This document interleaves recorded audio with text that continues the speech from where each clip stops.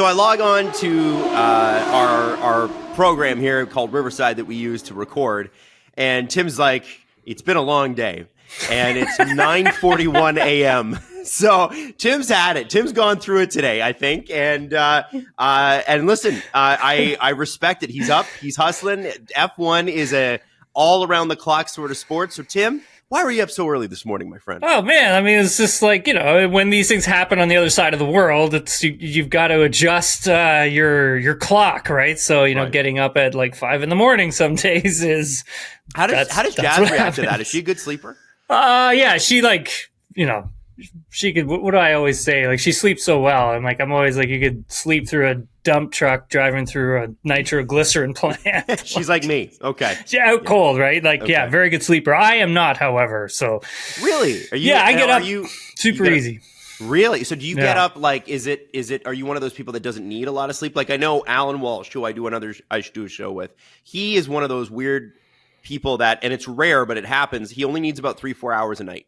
And that's it. That's all he's ever slept. And yeah, so he's being an agent is actually perfect for him because he's a sports agent, because you're round the clock on that anyway. And he's like, I'm never really tired. I just, I know it's It's so crazy. It's so crazy to hear him talk about it. Man. But are you one? I guess you're not one of those. Like, no, you need your sleep. I need my sleep. Like, I need at least eight hours, and I'm lucky some days if I get 6.5. Wow. So okay. but I need 8 hours for sure, to really operate and to be coherent and to make sense when I speak, because there's a lot to kind of sift through today. I think obviously, Azerbaijan, who, we're used to getting Azerbaijan, at least in the last few years, early in the season. Yeah. This is a late season Azerbaijan thing. And this course, even if you play the F1 video games, is extremely fun and extremely tricky. This is a fast corner, fast straightaway, and then all of a sudden, bang, bang, bang, bang, bang, you're into very tight corners at very low speeds, and you're trying to hit them as fast as possible. Let's talk about the course a little bit later. I want to talk about right now the McLaren storyline, which continues. Will Buxton's been like, I think he was rolling his eyes at Andrea Stella last week or Zach Brown, whichever it was, that he was talking to about, we have our team orders and blah, blah, blah, blah. It sounds like officially this morning they're saying, yes, we're going to defer to Lando on this. Tim, is that what you got from the interviews this morning? Yeah, it sounds like, there has been a conversation and there will be some team orders that are going to be imposed on Oscar, but it's not like Oscar's going to have to move over for Lando to get a win. Norris doesn't want Oscar to do that. And obviously Oscar doesn't want that either. And neither does the team. So if Oscar has like a 10-second lead, or he has a big lead in a race and Lando's P2, then more than likely Oscar's going to win the race. Mm-hmm. And if by the time we get to Abu Dhabi, and this whole thing is over and Lando loses a championship by a few points, he said that he wouldn't be that upset because he didn't deserve to win it, because he didn't work hard enough to win the Drivers' Championship, and that he would have to go back in the offseason, retool, and come back stronger kind of thing. I think big thing for Lando is he doesn't want it handed to him. And he's reiterated that like several times. And for him, he wants to earn it, Adam. I think for him, he enjoys the fight. Like, he enjoys having to try to achieve this and not have something handed to him, which I get that. Mm-hmm. My only thing is that when we get to next year, I mean, Oscar's learning process is going to be that much more developed. And so he's had the most points in the last few races, right? Yeah, and that's what I was thinking, right? I'm like, it's going to be a very tight battle between those two next season, wherever the car shakes out to be. Mm-hmm. I mean, let's say they continue on next season, they pick up where they left off, they're going to be really strong. I mean, I guess they can develop some way of racing each other for a championship, then that's great. But man, in the past, that's never been able to happen with drivers, right? Like, I mean, Adam, you've been watching Formula One forever. Like you know what it's like when two strong drivers have a fast car, right? Like, yes. Yeah, absolutely. I think specifically, the one that rings in everybody's mind is Rosberg Hamilton, right? That was a real combustible situation for years. For sure. And Tim, I think the thing that's interesting about this with and this is where I disagree with Lando. Part of winning is working on a team, and working on a team is sometimes when you're the driver that hasn't accumulated as many points, in this case, Oscar, you have to strategically do what's right for the team. And that's nice. That's great sentiment that Lando wants to outwork Oscar. It's a great sentiment that he doesn't want it handed to him. But I would argue that not flipping them flipping them would, even if it's a 10-second lead, is not handing the championship to Lando. It's doing what's right for the team. Because if they don't win this drivers' championship, next year is a toss-up, and they're leaving quite literally tens of millions of dollars on the table. And a world championship on the table. You're going to hand it to Red Bull? Like that's what's at stake here. Is you're looking at Max Verstappen, who doesn't seem to have the car anymore. He's still a fabulous driver. And you're going, oh, we'll just hand this to you because we want to fight fair. When did Max Verstappen fight fair? When did Lewis Hamilton fight fair? When did Fernando Alonso fight fair? Why are we looking for a fair fight here? That doesn't seem to make any sense to me at all. Yeah, you have to be ruthless as a driver. That's exactly what it is, right? Like, and the thing is when those guys won, when Fernando won, when Schumacher won, when Hamilton was winning, when Max is winning, the thing about them is they're the people that love them. The people that hated them because like that's unfair and this person did something wrong and they I can't believe they cheated even though it's within the rules, whatever. That's what it takes to win a championship. Why is Lando? You're right there. Mm-hmm. Why back off now from that? 100%. I mean, you make a good point, Adam. Like, I can see it from both angles for sure. There's no question about it. And like to be a world champion in Formula One, man, like you do have to be ruthless. You just do. Mm-hmm. And I think you make a good point where it's kind of like, if you lose this drivers championship, let's just talk about drivers championship. Like if you lose it by, a handful of points, right? I mean, that's like, you're saying of swaps, like, right? Yeah, but it's like you're saying like, hey, that's like, a couple $1 million there. But it's like, think of the marketing aspect of it as well as a team. Like, even though it's like just your driver, like, oh yeah, we just won the drivers championship. The drivers championship is huge. Like it's massive. I would say the drivers championship's number one and then the team's championship's number two. Because of the marketing aspect behind it, right? You're not marketing the team, you're marketing the driver who races for the team. Yep. And they bring everything to the fore. They bring everything to the forefront. So it's strange in that respect. I mean, for McLaren too, but the thing with McLaren is that they want to stick to their, roots of racing where it's just like, we're going to race and that's what we're going to do. We're going to have a race and we're going to let our two drivers race each other. I mean, if you look at back in the days when, Adam, like Hakkinen and Coulthard. I mean, Coulthard wasn't good enough to keep up with Mika, and that's just the way it was. I mean, the facts are facts. And like, Eddie Irvine wasn't good enough to keep up with Michael Schumacher. Yeah, I mean, like, who was the number one? Who was the number one at McLaren in those days? It was Mika Hakkinen. Yeah, it was. And then what was it? Lewis and oh my God, this is bad. I don't even remember. Well, it was Fernando, I think, when he won. Was it not? No.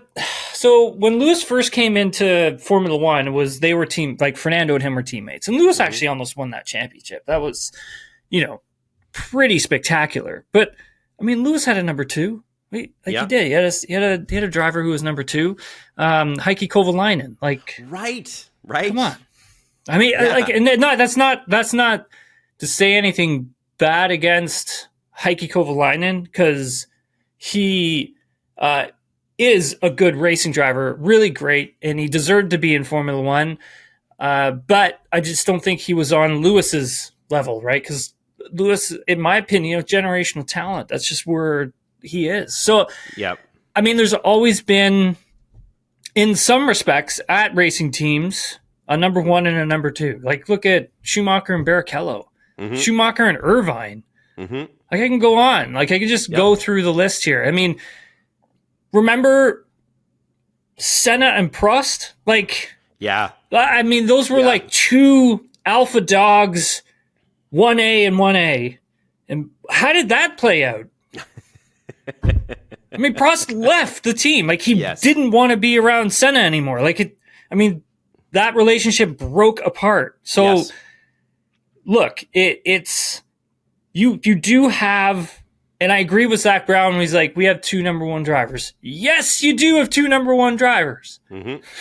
It could be a situation later in the future, and I think you better hope that whoever's in the lead of the championship, however you want to play that out, both of them play fair, right? Yep. So absolutely. And I'm looking at the the 2007 McLaren team, where Lewis finished 1 point behind Kimi Räikkönen.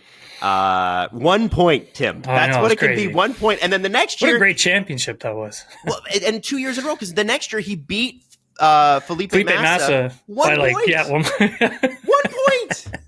Like this is what we're talking about here, right? Like it really does matter. So that's why when I saw those quotes, as admirable as that is, and I am a Lando Norris fan, I think sometimes he makes awkward quotes that come back to bite him. But I don't think he's like a mean guy at all. I think he's a legit person, a great driver. Everybody right now, because he's on the rise, wants to take a shot at him the way that they did with Max Verstappen when Lewis Hamilton and him were going at it in 2020 and 2021. But I'll tell you, it doesn't make sense to me that they wouldn't do that. And I hope that Lando's management are talking to him going, Lando, do you like what I would do with Lando is I would say, Lando, I'm going to play a clip. And the clip would start with, Valtteri, it's James. And I would ask him, do you think Lewis Hamilton feels like that championship was handed to him? I don't think Lewis Hamilton feels that way. I don't think so either. But did they do the right thing for Lewis Hamilton and the team? Yeah. Well, I mean, so many different, scenarios go behind that where, Valtteri even admits that it's hard to keep up with Lewis. Like he's that good. He is. Tried to fight him, did his best. No questions about that. I think, Adam, one thing about Lando, and I appreciate it, is that, whenever I've talked to him, sat down and spoken with him, he's always very open, right? Like he never, he is. Like he never pulls any punches, right? Like you're always getting the truth and you're getting it straight up, and he'll look you right in the eye and he'll tell you like exactly what he's thinking. And I really appreciate that. I do. Doing this job can be a very difficult thing, and like it's when he tells you directly what he's thinking, he means it. And so if he's telling us that he doesn't want Oscar to move over, he wants to win this thing, and so he would feel as he is the best driver. Yep. Then I can see where he's coming from that point, and I respect the fact that he's open and honest about it. Yes. And I think like a lot of time people would end up giving him shit for that, but I don't think he deserves that because he's giving us what he's thinking. Yes. In this day and age with athletes and how much they're, scrutinized, and then how much the PR has to get involved to make sure their PR speak or whatever. McLaren's good that way, where they just let their drivers be the drivers. Yeah, absolutely. I respect that a lot. Like it's very, very refreshing. Yeah. Right? I do too. And I hope that when it comes down to it, that he doesn't fritter this away, because this might be, I don't think it will be. I think McLaren legitimately have, with the new wind tunnel, with the new facilities, with the new corporate structures that have been put into place, since the Ron Dennis days, and then Martin Whitmarsh, and then obviously Zach Brown. I think that this team has gone through an enormous, 180 change, where the Ron Dennis thing wasn't working anymore. Yeah. And they've really upgraded the facilities. They're there, but you just don't know in Formula One. You just don't know. It's, you look at Sebastian Vettel with Ferrari. He should have won a world championship. Should have won. Yeah, because twice he probably should have won. At least one. Right? And it's 2017, 2018. Yeah, I'll look it up. I'll look it up right now. I would say, what McLaren has done over the past, year and a bit, And if we go back, you had mentioned the Ron Dennis days. I mean, it took Zach a long time to really change the mindset from that time when Ron Dennis was there, because there's a lot of really old, dusty things that needed to be kind of cleared out, and needed some fresh perspective and different ideas and a different way of thinking about things and going about your racing and going about battling, let's call it. And I think they're trying to instill that into their drivers. Look, Oscar understands that Lando is clearly in a better position than he is to win this championship. And so Oscar knows that he needs to be realistic about all that. Like, he knows that. I mean, Mark Webber has been involved in the discussions behind the scenes, and so he should be. He's his manager. What do you think his reaction has been? I think it's been really transparent. Like, I don't think there's, and I think, if we go to Mark's case, it's a totally different thing for him. Like, he was, that team, I mean, Helmut Marko didn't want him there. I mean, the only thing keeping Mark Webber at Red Bull was Dietrich Mateschitz. That was it. Like, he had a really close relationship with him, and if it wasn't for Dietrich, he probably wouldn't be at that team. So there's a lot of things that were kept from him. And here, I think it's different. I think the team has approached it differently. I think the team has approached Mark differently. And I think for Mark being Oscar's, manager, that was important. I think Zach and Andrea know exactly who they're talking to when they talk to Mark, right? And that's because, those guys are racers. They've been around Formula One for a very long time. They've been in motorsports for a long time, so they know the stories, right? And so I think for Mark, he has to translate that to Oscar, but at the same time, I mean, Oscar already understands. Like, he knows. So I think it's different. It's a different story next season. Like, I think we're not having this conversation. We're having the conversation of, like, how are they going to keep these two guys, like, apart? Like, how are they going to make sure, like, this is going to be a battle between these two next season, man. Right. Great position for McLaren, but also a very tenuous one, as we've seen time and time again. And so if they can lay that groundwork now, Adam, sorry to cut you off, but if they can lay that groundwork now, I think that's the hope going into next season. If they're still in this position, that the groundwork they laid now in terms of the racing, in terms of the team orders, in terms of how everything is structured, then they take that into next year. Then if the roles are reversed, it's easy for Zach and Andrea to go to Lando and say, look, this is what we did with Oscar last year. Now it's your turn. Right. Because you earned it, and you have to earn it.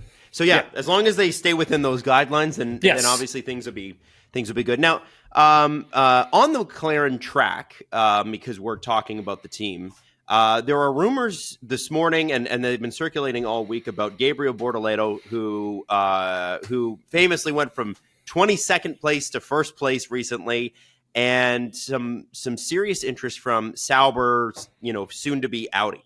And my question to you, Tim, with this sort of situation is, if he were to take that job, which is ostensibly Valtteri Bottas' job, that's what we think could happen, does McLaren see this as a George Russell to Williams for 3 years and then come join the big team situation, or are they going to let him go? And how serious is the interest from Sauber?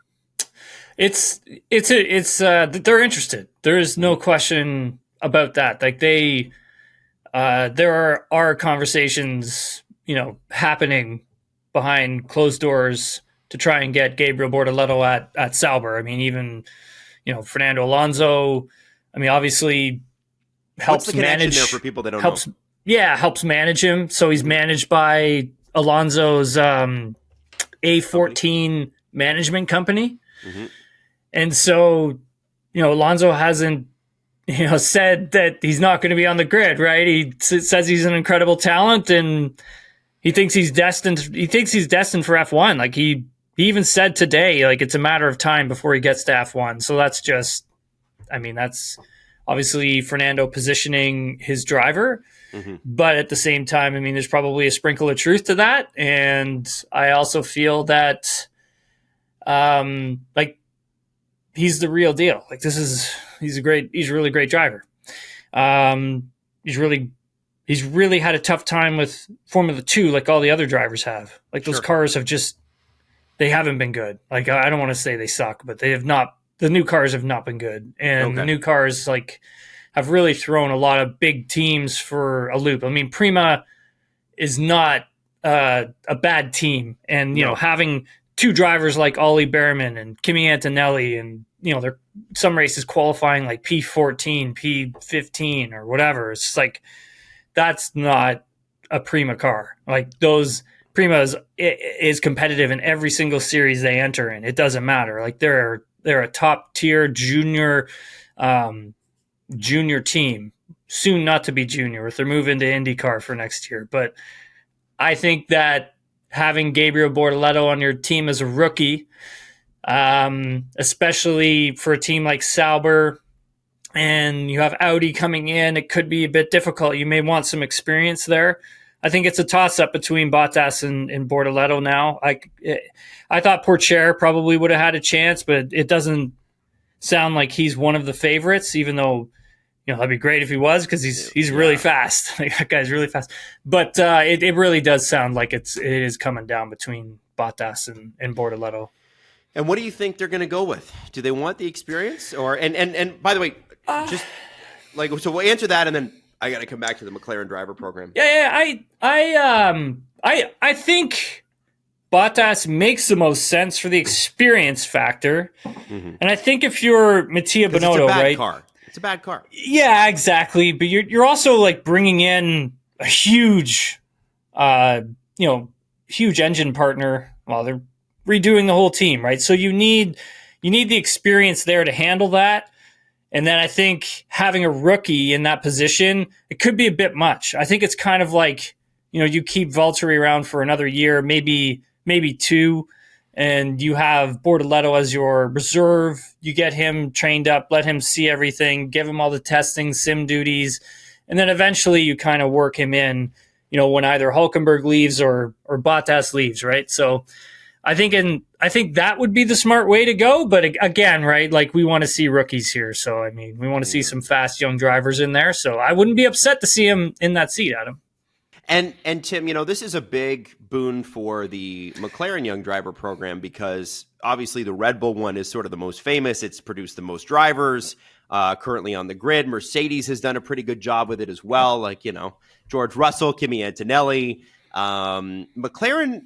Really, I mean, they took Oscar Piastri from the Renault program. So they haven't graduated great drivers since, the days of Magnussen and Lewis Hamilton. What do you think this means for their program? Is this something where they're lending him for a few years as a reserve driver, or do they lose him?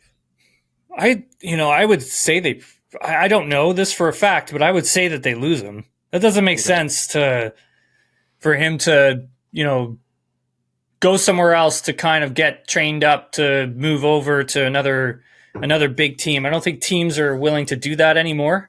Mm-hmm. Case in point, Kimi Antonelli going to Mercedes. It's not like he's going to Williams to get trained up. I mean, James Vowles took over that team and he's like, whoa.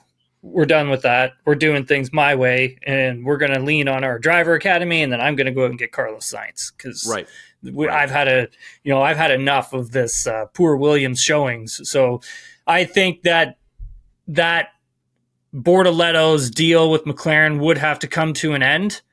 I don't know how that would get done, and he would then become full Sauber Audi driver. That's the way it would go. So Valtteri Bottas, for me, I feel like, though, is such a he's such a good driver. Like, it would be very weird to not see him on the grid next year. And to me, it's like, man, that's Sauber's fault or Stake F1's fault that he's not on the grid. He should be, if he in fact is taking a back seat. I feel like he'd be one of those guys where he'd be a reserve driver somewhere and very quickly get back onto the grid the second that somebody struggled, right? Like, he's not a guy that I feel is done.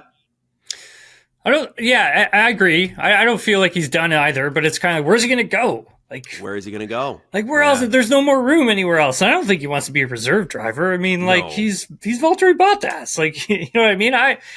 He could go make $1 bazillion on other circuits too, right? Yeah, I was just gonna say, like, I could see him going like other places. I mean, maybe doing endurance racing and things of that nature. But I don't see him sticking around in Formula One if he doesn't have a full-time ride somewhere, and those rides don't exist. I mean, this is it. This is his shot. He's got to stick around here if he wants to be in Formula One. It's going to have to be with this team.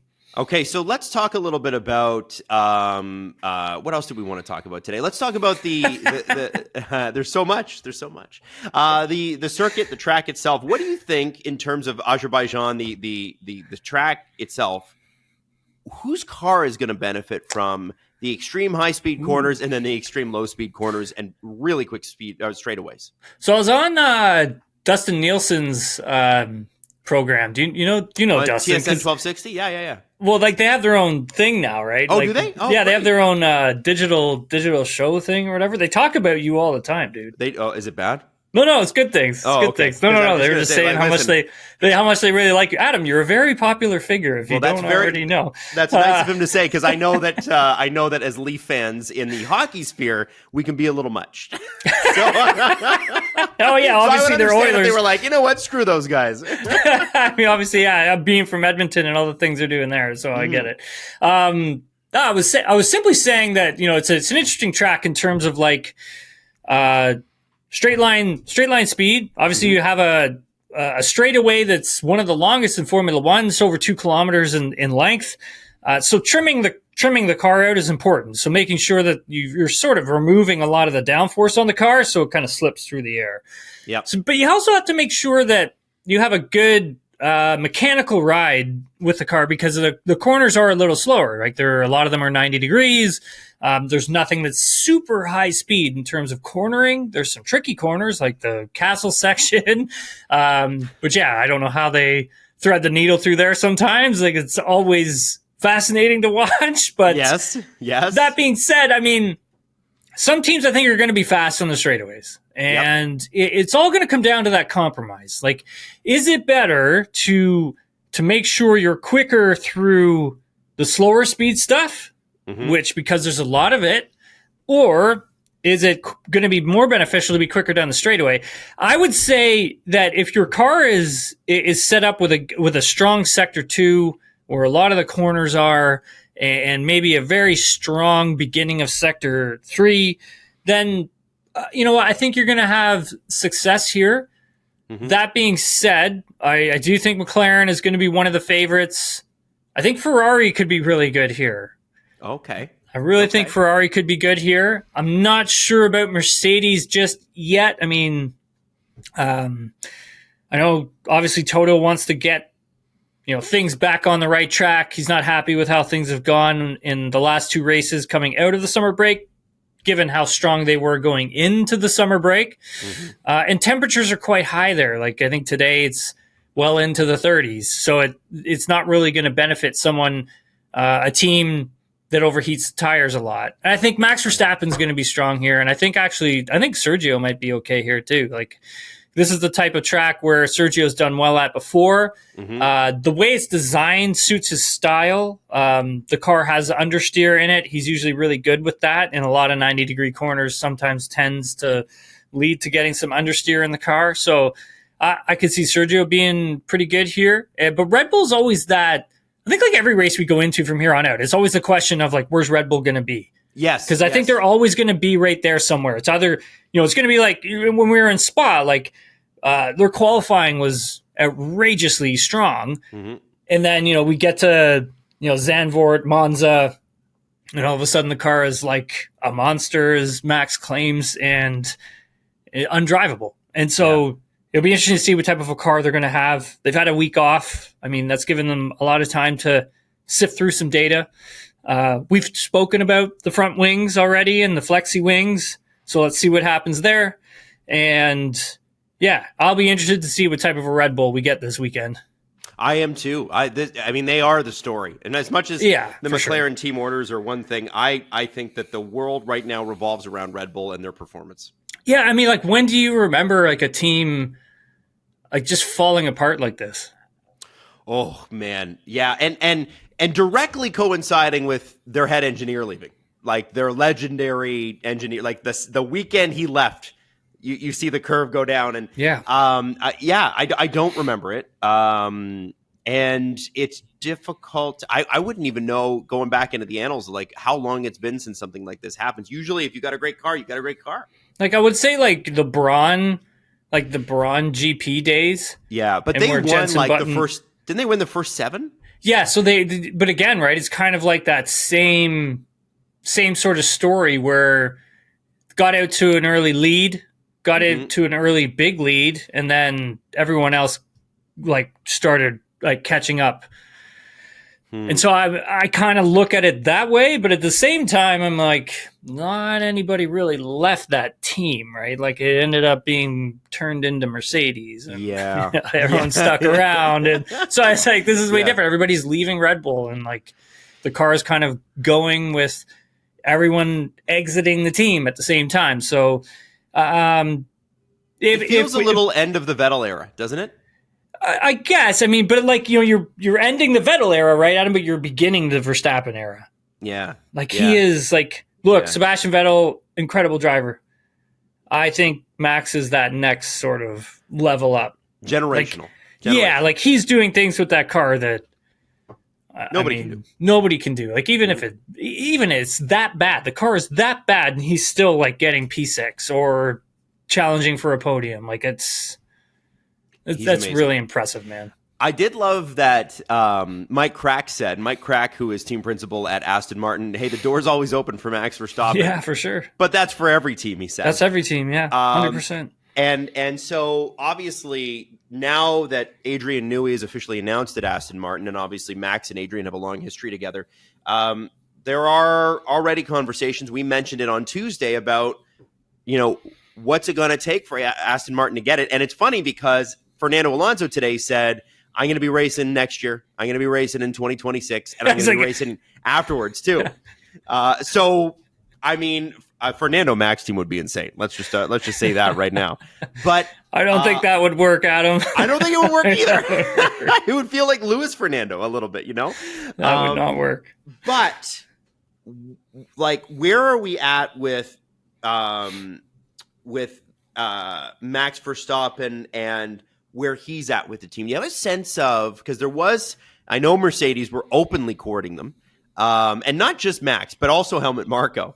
Do you have a sense of where things are at with them and how they're feeling? Have things calmed down there? Obviously, he's probably going to be Red Bull next year, 99.999%. Yeah, but he'll be Red Bull next year. I mean, he's confirmed that he'll be there, but didn't really go past 2025 in terms of the confidence level with the team. So I think, Adam, it comes down to what is their 2026 car going to look like? What is their 2026 Red Bull powertrains badged by Ford look like? Where are they? Because I mean, teams, engineers, they all talk to each other. And like they'll get a sense for where everybody is, right? And Max will know, like he'll find that information out himself, and his agent will as well. Like they're going to do some digging. And so if Mercedes is like ahead of the curve on the engine side and ahead of everyone else, and you know, Toto really wants him on that team, and let's say either George or Kimi is really struggling, I mean, I could definitely see Verstappen going there, man. Like Toto wants him on the team. I've sat down and spoken to Toto about this before, and like even said, like, hey, like, yeah, love to have him, right? Anybody would. You'd be crazy not to. And so I think that could be a strong possibility if Red Bull's struggles continue. Like Max wants to win. He wants to win. Look, all drivers, all they want is a chance at winning championships, winning Grand Prix. And they're going to go. And if you're a top talent like that, they're going to go where they think they're going to be able to win those championships and those Grand Prix, right? Their career is only so long, right, Adam? The career is only so long. So, oh, yeah. And you only get one. Nico Rosberg, because he likes to stir the pot, did say, he's like, listen, after, during 2025, George Russell better watch out, because if if Mercedes do convince Max to come over, who do you think's leaving? Adam, what would you? Okay, you're the team principal at Mercedes. You've seen what George Russell can do. Yeah, and I think it's pretty damn good. I like what George Russell can do. He's won a championship in everything he's competed in. Like, yeah, I think if anything, it would be Kimi Antonelli better come in and perform. Yes, and if not, you try to find him a spot on the grid elsewhere where he can continue to perform if Max is coming in. Well, that's the thing. I don't think you move can. Off of George. But I don't think you can move Antonelli. Like, where are you going to move him to, right? Like, move him? It's the same question as to, like, he couldn't get him down into Williams. Yeah. Where else are you going to put him? Like, I mean, if you're going to sell engines to Alpine, like, Flavio Briatore is going to know what he wants his driver lineup to be. Like, oh, yeah. Come on, like that guy has his finger on the pulse. Like he knows exactly who he wants in there. Yep. And then on top of all that, Adam, it's like if you have a struggling rookie in your car and you think he has talent and you think that driver is going to be a star in the making, then you knock him down to the reserve driver role. You give him all the sim stuff that he can handle. Make sure that driver's confidence is being either rebuilt, built up, and the understanding is there. I mean, he is a very young driver. Like, you can't forget that. 18 years old. He's going to be 18 years old when he comes into Formula One.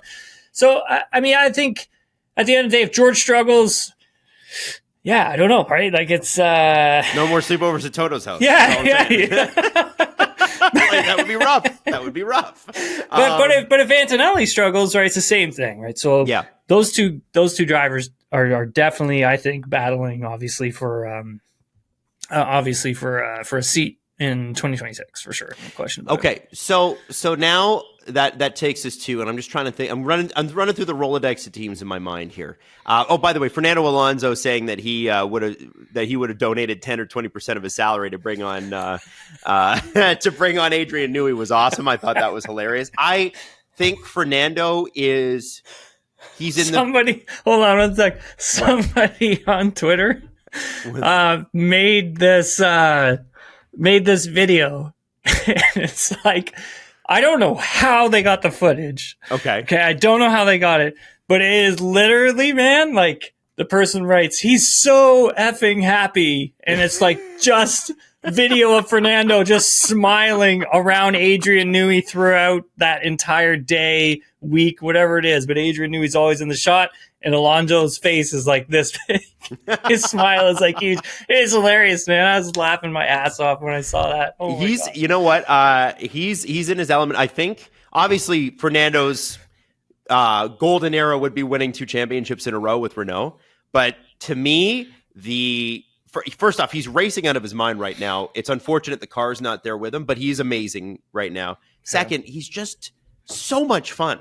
Like, he's been F1's villain for such a long time, and now but he was like the villain with a wink, like you loved him. And now he is, because he's a shit disturber, and now he just seems like a guy who's having the best time. He's having the best time.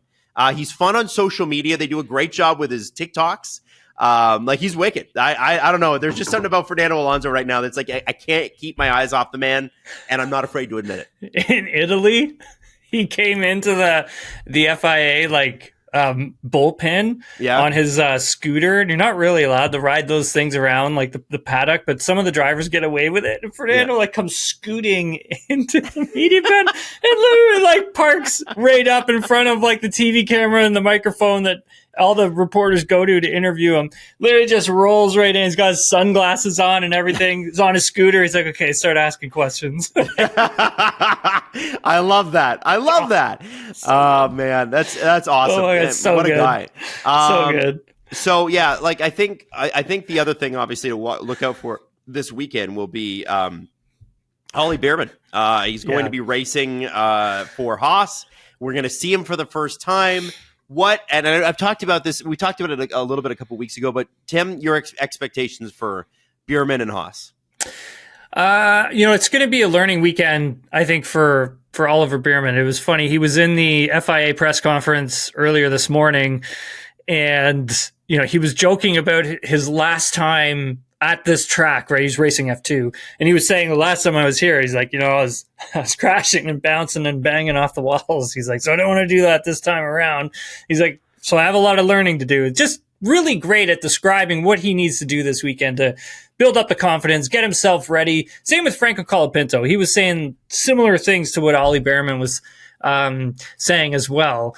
And I think for Behrman, Adam, and I mean, you may agree or disagree with this, but there is no pressure on this guy at this moment, right? He's already got the seat. He knows he's going to be there next year.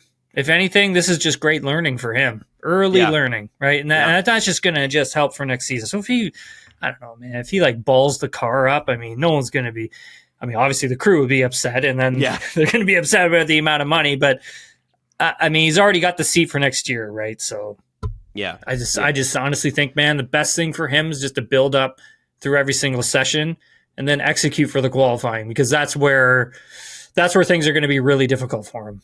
Yeah. The other driver on the grid that we perpetually pay attention to and who is out of contract at the end of the season is Daniel Riccardo. He's done well at this track before. V-Carb obviously has Yuki signed up for next season.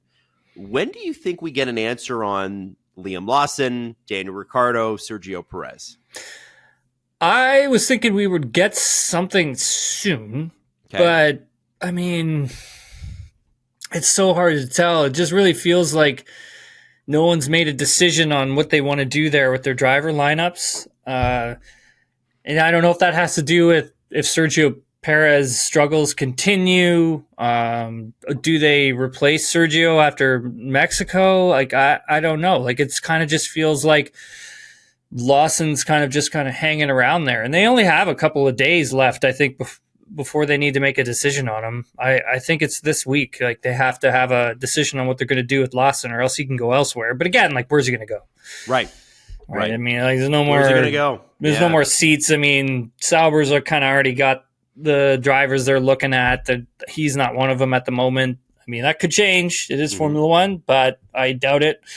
And again, like, do you want to keep the same driver lineup at both teams that you have now? I mean, Laurent Mekies, Peter Beyer, the two down at RB, they want to hold on to Tsunoda, and they want Daniel Ricciardo as well, just because of the experience he brings. So, and then also the marketability on that side is at the same time. And so he's kind of a good package for them.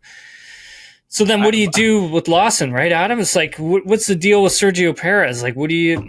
So they're in it's a pickle. I mean, if you just look at like the Red Bull bubble, right, it's just... Well, just to give you an idea of the marketability of Daniel Ricciardo, I logged onto Instagram yesterday, and he had a bunch of pictures from this summer up. You know how people do that now? They do their slideshow. Hey, summer was great. Summer 24. Summer 24. Like, I miss you already. You know what I mean? I'm like, I don't have to. Honestly, I just post one. If I post a picture at all just anymore, post one and then it's take one. I'm like, I can't expect you to have that much investment in my life. I really can't. Yeah, not unless it's like sick pictures, right? Like, it's like, these are like celebrity. You're like something crazy like that. But yeah, I'm the same way. I'm just like, I don't got time for this. Like, so Daniel did, but people are invested in Daniel in that way, and that's for great. Sure. 35 minutes after he'd posted this, I log on to Instagram to have a look, and 75,000 people had already liked it. 75,000. Wow. Like, you talk about marketability worldwide. You like, from a business perspective, unless like Liam Lawson is going to come in and shoot the lights out, it's difficult to argue with that, and that does play into it for V-Carb. I think so. That it's an interesting. I know it's a bit of a weird sort of sideshow comment for me to make, but it really, I think it kind of shows how popular this person is. Mm-hmm. And again, nobody wants to. The Daniel Ricciardo haters out there are like, well, he's been bad. He actually hasn't. He's had really good results since Canada. Yeah, take a look at the statistics. Like, yeah. Also, he's dating Heidi Berger, Gerhard Berger's daughter. Yes. Did you know that? Yep. That's crazy. They've been dating for a while. I like Daniel. I get on with him well. I think he's I think he's a very good driver. I think coming out of McLaren, I'll just say it. I think he was broken. Like, I just think he was. I think he's gotten back to putting himself back together, getting that confidence back, and I think he's starting to understand what he needs now to make things quick. They will have an upgrade on the RB this weekend, and from my understanding, I believe both of them are getting that upgrade because Yuki was the only one to get the upgrade the last time they had it, and I think Daniel beat him. Yep. So, I mean, there's a lot that goes into that. I mean, upgrades can knock the car back as well, but I mean, Ricciardo was pretty good in Monza. Like, he was. I mean, he got those penalties, but outside of the penalties, like, he was pretty quick with older components on the car. So, sure was. Yeah. I mean, let's keep focused on what he's doing, but since Canada, he's been pretty consistent, man. So Tim, and that's the thing. Like, I can see the boring thing happen here, which nothing happens, with the Red Bull program. If Perez continues to struggle, then that is going to be an interesting wrinkle. So I guess we'll see what happens. So this weekend, we have a Grand Prix. It's going to be exciting. And then, Tim, pretty soon you're getting on the road and taking on America and Mexico. You're taking on America. America. Love America. Which is cool. Yeah. No, I used to live in America for a while, right? So yeah. It's all right. You're a well-traveled guy. I've been very well traveled, yes. Going to the Austin Grand Prix, so we'll be at the US GP, Mexico GP, and also the Vegas GP. That's it for now. There could be more. I don't know. We'll see what happens, but I'm definitely looking forward to it. I mean, I think, Austin is such a fun race, man. Yeah, it is. It's such a great track. So much fun. And it's like... And you liked awesome. Vegas. I liked Vegas a lot. I mean, obviously, like, we got dumped on from, like, I don't know if there were people who lived in Vegas or whatever, but, like, it was a great event. They put on a hell of a show, and I'm super excited to go back. I'm really looking forward to seeing what they can do for the second year. Yeah. Because the first year, Adam, like, the entertainment spectacle of the whole thing was it was unbelievable, man. Apparently, they're putting an ice rink in. I was reading in The Athletic this morning. That's so crazy. Yes. Amazing.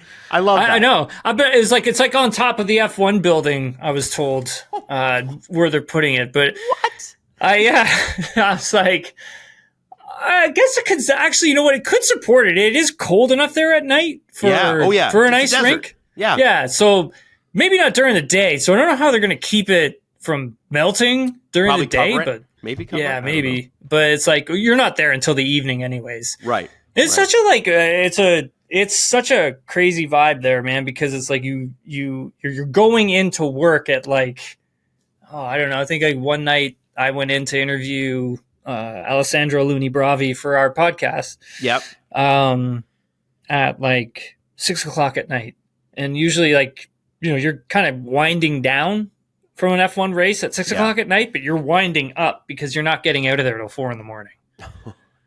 That makes it cool though, doesn't it? Yeah, it's got this eerie sort of like a Le Mans feel. Yeah, it's cool. It's cool. I got extremely sick when I came back from there. I was down and out. Yeah, I was down and out for a while. But I would say it was. I mean, it's my health, all right, but it was worth it. It was incredible. It was such a cool experience. I mean, I just remember.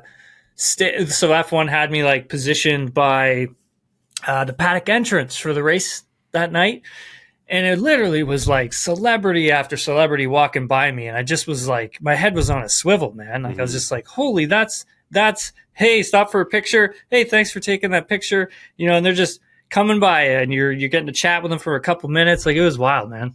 Wild. Well, that's it's gonna be very cool, and I can't wait to see what kind of hotel room backgrounds we get you on for the podcast. It's always fun.